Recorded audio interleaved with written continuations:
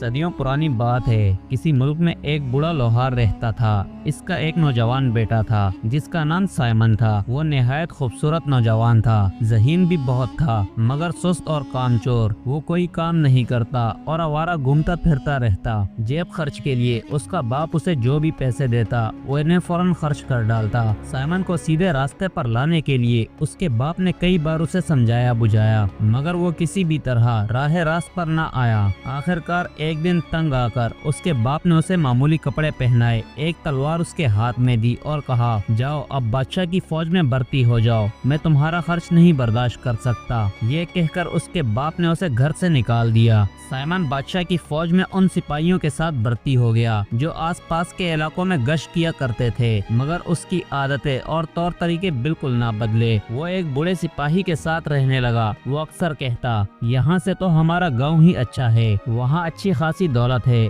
اچھی خوراک ہے اور بڑا آرام ہے۔ وہ بڑا سپاہی بڑا لالچی تھا۔ ایک دن اس نے سائمن سے کہا، اگر تمہارا باپ اتنا ہی مالدار ہے تو اسے خط لکھو کہ تمہیں پیسوں کی ضرورت ہے، لکھ دو کہ بادشاہ نے تمہیں اپنے خاص سپاہیوں میں شامل کر لیا ہے اور دوستوں کو دعوت دینے کے لیے پیسے چاہیے۔ سائمن کو یہ بات بہت پسند آئی۔ جب سائمن کا خط اس کے باپ کو ملا تو وہ پڑھ کر بہت خوش ہوا اور دل میں سوچنے لگا، آخرکار اس کا بیٹا سیدھے راستے پر آنے لگا ہے۔ اس نے فوراً اچھی خاصی رقم اپنے بیٹے کو بھیج دی۔ پیسے پا کر سائمن بہت خوش ہوا مگر چند ہی دنوں میں اس نے سارا مال اڑا دیا اور پھر اس کی حالت پہلے جیسی ہو گئی۔ لیکن اب وہ یہ سیکھ چکا تھا کہ باپ سے کیسے پیسے منگوائے جاتے ہیں۔ اس نے ایک اور خط لکھا کہ اب وہ کوتوال کا نائب بن گیا ہے، اس لیے مزید پیسوں کی ضرورت ہے۔ اس کے باپ نے پھر سے پیسے بھیج دیے۔ اس کے بعد اس نے ایک اور خط لکھا کہ بادشاہ نے اسے کوتوال بنا دیا ہے۔ اس بار اس کے باپ نے بڑی رقم بھیجی، حالانکہ حقیقت یہ تھی کہ سائمن اب تک ایک معمولی سپاہی ہی تھا۔ یوں کئی مہینے گزر گئے۔ ایک بار پھر جب وہ پیسوں کے لیے تنگ ہوا تو اس نے اپنے باپ کو خط لکھا کہ اب اس کا بیٹا وزیر بن گیا ہے۔ یہ خبر سن کر اس کے ماں باپ بہت خوش ہوئے۔ باپ نے سوچا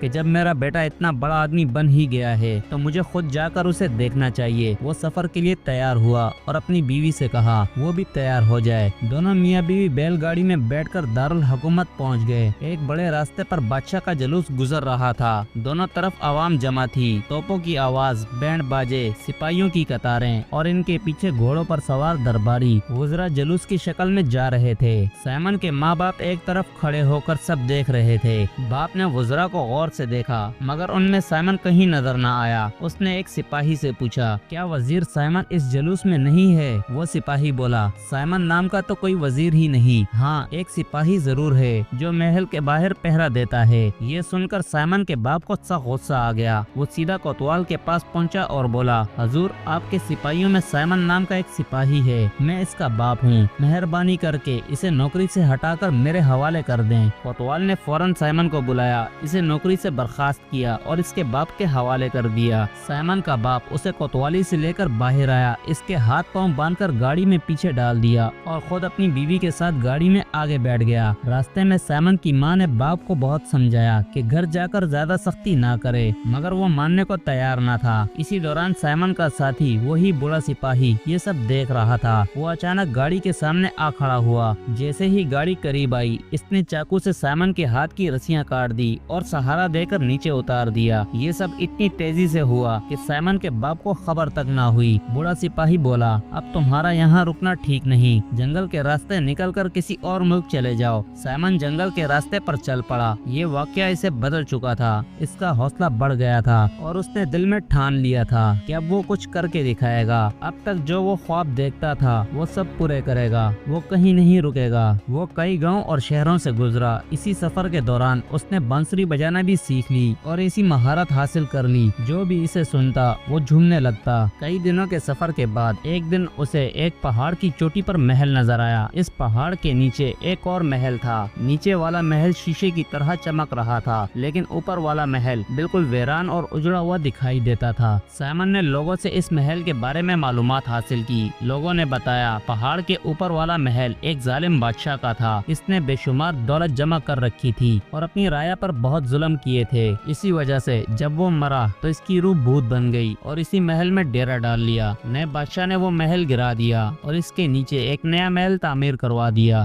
جہاں وہ اپنی بیٹی شہزادی صفیہ کے ساتھ رہتا تھا۔ شہزادی صفیہ صوفیہ बेहद हसीन थी। वो ऐसी दिखाई देती थी जैसे कोई आसमानी हूर हो। इसी वजह से कई मुल्कों के शहजादे उससे शादी करना चाहते थे, लेकिन बादशाह ने एक शर्त रखी हुई थी, जो कोई भी ऊपर वाले पहाड़ से भूत को भगा देगा और सारी दौलत ले आएगा, उसी की शादी शहजादी सूफिया से करा दी जाएगी। बहुत से शहजादे इस शर्त पर तैयार हुए और पहाड़ की चोटी पर भूत को भगाने गए, मगर उनमें से कोई भी जिंदा वापस ना लौट सका। यूं कई लोगों की मौत के बाद किसी ने भी शहजादी से शादी की ख्वाहिश ना की। शहजादी सूफिया अपनी किस्मत पर आंसू बहाती रहती। बादशाह ये सब देखकर बहुत दुखी होता, मगर वो मजबूर था। ये शर्त इसने अपने दरबारियों के कहने पर रखी थी। वो नहीं चाहता था कि दरबारी उसे खुद गर्ज कहें। ये सारी कहानियाँ सुनकर साइमन ने दिल में सोचा, मैं इस भूत को भगाकर शहजादी से शादी करूंगा। अब इसे अपना ख्वाब पूरा करने का मौका मिल गया था। वो जानता था कि भूत के हाथों मारा भी जा सकता है, लेकिन वो इसके लिए भी तैयार था, क्योंकि वो अपनी जिंदगी के सारे ख्वाब पूरे करना चाहता था। साइमन ने वो रात शहर में गुजारी। अगली सुबह सवेरे वो नीचे वाले महल के सामने एक दरख्त के नीचे जा खड़ा हुआ और बांसुरी बजाने लगा। शहजादी सोफिया बाग में चहलकदमी कर रही थी। जब इसने बांसुरी की आवाज सुनी तो इसे बहुत पसंद आई। वो फौरन अपने बाप के पास गई और कहा, अब्बा हजूर, जो शख्स बांसुरी बजा रहा है इसे महल में मुलाजिम रख लीजिए। जब भी मैं उदास हुआ करूंगी इसकी बांसुरी सुन लिया करूंगी। बादशाह ने अपनी बेटी की ख्वाहिश रद्द ना की और कहा, बेटी सिपाहियों को बेचकर उसे बुलवा लाओ और इसे मुलाजिम रख लो। लेकिन शहजादी ने सिपाही नहीं भेजे। वो खुद महल से बाहर आई और दरख्त के नीचे बैठे साइमन के पास जाकर बोली, क्या तुम महल में आ सकते हो? साइमन ने जब शहजादी को देखा तो वो देखता ही रह गया। जैसा इसने सुना था वो वाकई बेमिसाल खूबसूरत थी, बिल्कुल किसी परी की तरह। वो खामोशी से उठा और शहजादी के पीछे महल आ गया। बादशाह ने उसे देखकर कहा, आज से तुम दरबार के मुलाजमों में शामिल हो गए। जब मेरी बेटी उदास हो तो तुम बांसुरी बजाकर इसका दिल बहलाओगे। जब तक कोई इस पहाड़ के ऊपर वाले भूत को भगा नहीं देता तुम्हें शहजादी का ख्याल रखना होगा। बादशाह की बात सुनकर साइमन बोला, हजूर, मेरी भी यही ख्वाहिश है कि मैं इस पहाड़ के ऊपर वाले भूत को भगा दूं। बादशाह ने साइमन को रोकने की कोशिश की, क्योंकि वो जानता था इससे पहले भी कई नौजवान अपनी जानें गंवा चुके हैं। वो नहीं चाहता था कि साइमन भी मारा जाए, लेकिन साइमन ने कहा, मैंने पक्का इरादा कर लिया है, चाहे इसके लिए मुझे अपनी जान ही क्यों न देनी पड़े, मैं इस भूत को भगा दूंगा। साइमन की जिद देखकर आखिरकार बादशाह ने उसे इजाजत दे दी। साइमन उस वीरान पहाड़ी पर चढ़ने लगा। जैसे ही वो महल के करीब पहुंचा, खौफ की एक सर्द लहर इसके पूरे जिस्म में दौड़ गई, मगर इसने हिम्मत न हारी। वो महल में एक कमरे में दाखिल हो गया। वहाँ दीवारों पर सुनहरी फ्रेमों में बड़ी बड़ी तस्वीरें लगी हुई थी और रेशमी पर्दे झूल रहे थे, मगर हर चीज पर मट्टी जमी हुई थी। साइमन हर चीज को गौर से देखने लगा और एक कुर्सी पर बैठ गया। अचानक उसकी नजर एक किताब पर पड़ी। वो उसे उठाकर पढ़ने लगा। वक्त गुजरता गया, फिर आधी रात हो गई। अचानक उसे एक कदमों की आवाज सुनाई दी, जैसे कोई उसकी तरफ आ रहा हो। जू वो आवाज करीब आती, इसके दिल की धड़कन तेज होती गई, मगर वो अपनी जगह से ना हिला। कुछ देर के बाद एक दरवाजा खुला। उसमें से एक स्याह साया नमूदार हुआ। इसके हाथों में चाबियों का एक गुच्छा था और आंखें आग के अंगारों की तरह सुर्ख थी। साइमन ने नजरें किताब से ना हटाई। वो बूढ़े बादशाह की रूह इसके बिल्कुल करीब आकर रुक गई और बोली, तुम्हें इस महल में आने की इजाजत किसने दी? साइमन ने बेधड़क जवाब दिया, किसी ने नहीं। मैंने समझा यहाँ कोई नहीं रहता, इसलिए रात गुजारने के लिए चला आया। भूत गुस्से से गुरगुराया, तुम में इतनी हिम्मत, क्या तुम्हें मालूम नहीं यहाँ मेरे हाथों कितने लोग मारे जा चुके हैं? साइमन ने इत्मीनान से कहा, मैं कोई डरपोक नहीं, मैं एक लोहार का बेटा हूँ और तुम जानते हो लोहार भूतों से नहीं डरते, बल्कि भूत लोहार के नाम सुनकर भाग जाते हैं। मैंने अपनी जिंदगी में तुमसे ज्यादा खौफनाक भूत देखे हैं, इसलिए तुम मुझे नहीं डरा सकते। भूत ने कहा, अगर तुम वाकई इतने बहादुर हो तो मेरे साथ दूसरे कमरे में चलो। साइमन बोला,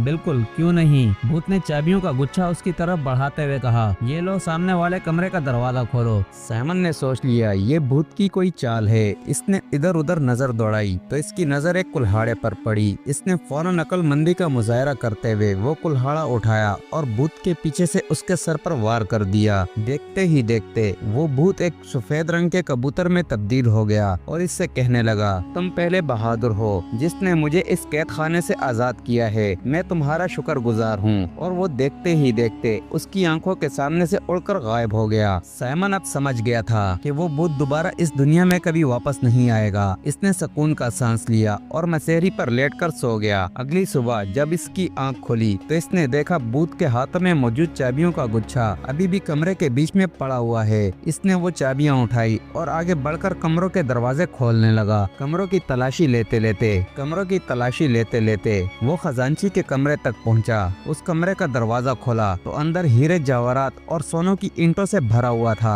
अब उसकी खुशी की इंतहा ना रही। वो जान चुका था ये सारी दौलत अब इसकी है। उधर शहजादी सूफिया ने वो रात बड़ी बेचैनी से गुजारी। सुबह होते ही इसने अपनी परेशानी बादशाह को बताई। बादशाह फौरन शहजादी और सिपाहियों को साथ लेकर घोड़े पर सवार होकर पहाड़ की तरफ रवाना हुआ और महल के दरवाजे पर खड़ा होकर साइमन का इंतजार करने लगा। दिल ही दिल में वो समझ चुका था कि शायद साइमन भी मर चुका हो, मगर बेटी को तसल्ली देने के लिए इंतजार करता रहा। अभी कुछ ही देर गुजरी थी। उन्होंने देखा साइमन मुस्कुराता हुआ आ रहा है। इसके हाथों में महल की चाबियों का गुच्छा है। ये मंजर देखकर बादशाह और शहजादी दोनों बेहद खुश हुए। बादशाह को इस बात की ज्यादा खुशी ना थी कि खजाना मिल गया है, बल्कि इस बात की खुशी थी कि अब उसकी बेटी की शादी हो सकेगी। साइमन ने चाबियां बादशाह को देते हुए कहा, हजूर अब डरने की कोई बात नहीं, मैं भूत को भगा चुका हूँ, आप अंदर जाकर खुद देख सकते हैं। बादशाह शहजादी के साथ महल के अंदर गया। उन्होंने पूरा महल देखा। जब वो खजांची वाले कमरे में दाखिल हुए तो खजाना देखकर बादशाह हैरान रह गया। इसका अपना खजाना भी इसके सामने कुछ ना था, और होता भी कैसे, क्योंकि इस जालिम बादशाह ने ये सारी दौलत गरीब आवाम से छीन छीन कर जमा की थी। वो सब खुशी खुशी महल वापस पहुँचे। महल पहुँचते ही बादशाह ने साइमन और शहजादी की मंगनी कर दी। बादशाह ने तो फौरन शादी भी करवाना चाही, मगर साइमन ने अर्ज की, हजूर मुझे अपने माँ बाप से बिछड़े हुए काफी अरसा हो चुका है। मैं नहीं जानता वो किस हाल में हैं। मैं चाहता हूँ इनसे मिल लाऊं। अगर वो जिंदा हों तो इन्हें भी अपने साथ ले आऊं, ताकि वो भी इस खुशी में शामिल हो सकें। बादशाह ने इजाजत दे दी। साइमन और शहजादी सूफिया अपने अपने घोड़ों पर सवार हुए और बादशाहों की तरह साइमन के गांव की तरफ रवाना हो गए। जब वो साइमन के गांव पहुंचे